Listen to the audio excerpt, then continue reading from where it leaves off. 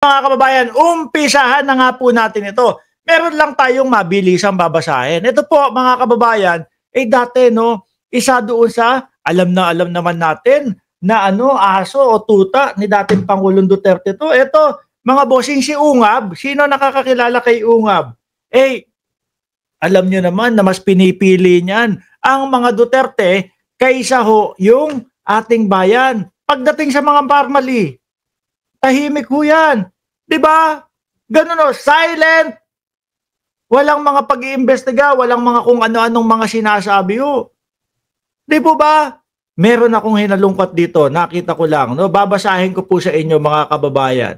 Kasama niya si Gloria Arroyo, pareha sila na natanggal. Pareha silang natanggal. Arroyo and Ungab removed. Sabi dito, as House Deputy Speaker ho, mga bossing. Kasi di ba nag-iingay si Ungab?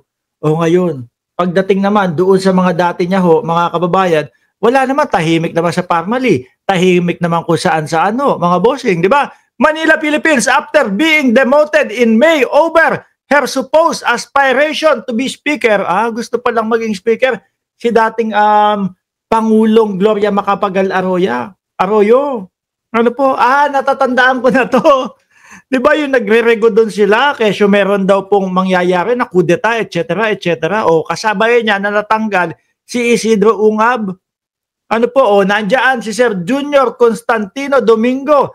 Nagpalipad din. Paano pa yan? Kakabigay ko lang ng 500 doon sa bilang pa-birthday doon sa anak ni Sir. Tapos ibinabalik niyo naman din sa iba talagang klase kayo.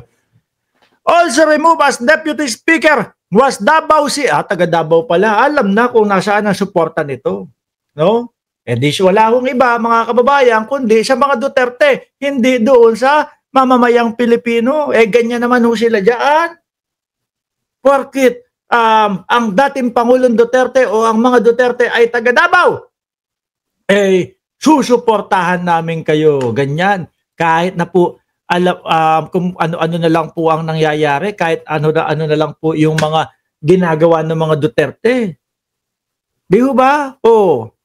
Kaya pala taga Davao House Majority Leader Representative Manuel Jose Dalipe said both were stripped of their post because they chose not to sign in pivotal House resolution sponsored by the entire leadership. Walang kumbaga walang pakikisama at walang pagrespeto ho, mga bossing. According to Dalipe, the House leadership respect the rights of each member to their individual opinion and decision. However, leadership position come with a certain responsibilities and expectation. One of the expectation is to be aligned with the collective decision of the leadership, especially on matter of significance important of the institution. He maintained by choosing not to sign the resolution, Deputy Speaker Macapagal Arroyo and Ungab demonstrate that their perspective differ from the collective stance of the leadership. Alam niyo naman ho mga kababayan, yung mga Duterte, mga DDS, no? Mga basta taga Davao to kaya suporta kami kay dating Pangulong Duterte. Sabi ni Shiro Kansaki, si Ungab ay yung nagreklamo na may blanco daw sa GAA 2025. Nasaan na po yun? Di ba, Shiro Kansaki? Parang hindi na ho natin naririnig yun, mga kababayan. Wala naman, di ba? Sabi sa inyo, mahilig ho sila doon sa mga paingay lang. Parang mga lata. Magingay tayo, kalantugin ang lata, tuktukin ang lata, mag-iingay. Pero kapag hinanapan mo ng ebidensya, hinanapan mo nung kang ano-ano, wala naman pong mga maipapakita at titiklop lang din po.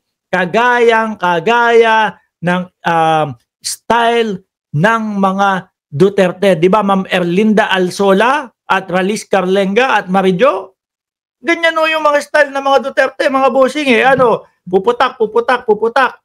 Magsasalita, FF. Ngayon lang ulit kita nakita. Shout out sa'yo. Magsasalita. Kesyo, may ganito, ganyan, may issue kami, merong utang si ganito sa amin. Pag sumagot naman ho yung kabila, wala na, hindi na magsasalita. Mapapahiya na ho. Hindi na re-rest back. Bakit? Pag re-rest back pa, Nakakahiya yun.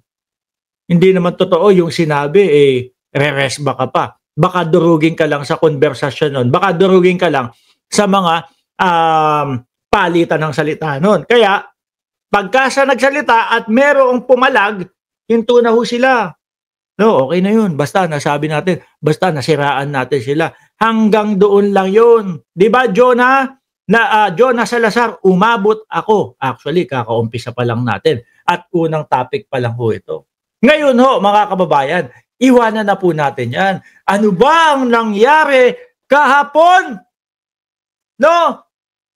Alam niyo po, napakasasaya ng mga DDS kahapon, mga bossing. Pagmulat ng aking mata, hindi, patulog pa lang ako. No?